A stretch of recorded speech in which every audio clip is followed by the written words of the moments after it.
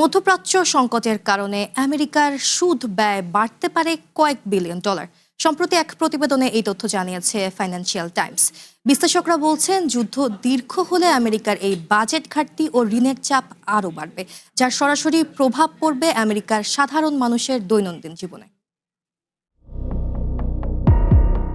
ইরানের সঙ্গে যুদ্ধ পরিস্থিতির কারণে আমেরিকার ঋণের সুদ পরিশোধে অতিরিক্ত কয়েক বিলিয়ন ডলার ব্যয় হতে পারে। দেশটির সরকারি ঋণের সুদ হার বেড়ে যাওয়ায় এমন আশঙ্কা তৈরি হয়েছে। বিশ্লেষকরা বলছেন, যুদ্ধ দীর্ঘ হলে আমেরিকার বাজেট ঘাটতি ও ঋণের চাপ আরও বাড়বে। ফিনান্সিয়াল টাইমস বলছে, আমেরিকা, ইসরায়েল ও ইরানের মধ্যে টানা ৩ মাসের সংঘাতের পর দেশটির সরকারি ঋণ নেয়ার খরচ ২০০৭ সালের পর সর্বোচ্চ পর্যায়ে পৌঁছেছে। বিনিয়োগকারীরা মূল্যস্ফীতি বাড়ার আশঙ্কায় সরকারি বন্ড বিক্রি করছেন। এতে দীর্ঘমেয়াদী ট্রেজারি বন্ডের সুদ হার বেড়ে গেছে। প্রতিবেদনে বলা হয়, বর্তমানে আমেরিকার ১০ বছর মেয়াদী ট্রেজারি বন্ডের সুদ হার দাঁড়িয়েছে ৪.৫৮%, যা যুদ্ধ শুরুর আগে ছিল ৪%। নির্মাণে নাম্বার 1 শাহ সিমেন্ট।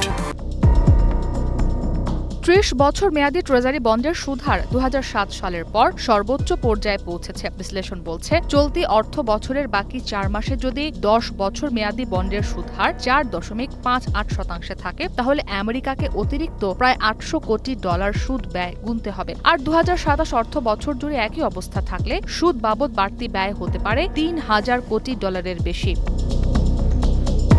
এর আগে সিবিওর পূর্বাভাসে বলা হয়, ২০২৬ সালে আমেরিকার সুদ পরিশোধের ব্যয় $১ ট্রিলিয়ন ছাড়াতে পারে, যা দেশটির জিডিপির ৩.৩% সমান। পাশাপাশি ২০৩৬ সালের মধ্যে এই ব্যয় বেড়ে $২.১ ট্রিলিয়ন পৌঁছাতে পারে। তখন তা জিডিপির ৪.৬% হবে।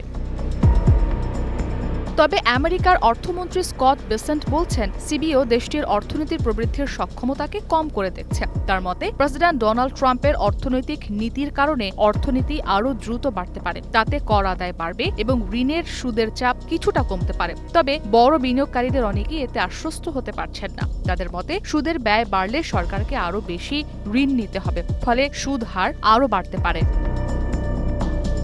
প্রতিবেদনে বলা হয়, দীর্ঘমেয়াদী সুদহার বাড়ার প্রভাব এখন আমেরিকার সাধারণ মানুষও বুঝতে শুরু করেছে। এপ্রিলে আমেরিকার উৎপাদক মূল্যস্ফীতি পৌঁছেছে ৬%, যা গত ৪ বছরের মধ্যে সর্বোচ্চ। ধারণা করা হচ্ছে, এর ফলে আগামী মাসগুলোতে সাধারণ ভোক্তাদের জন্য পণ্যের দাম আরও বাড়বে।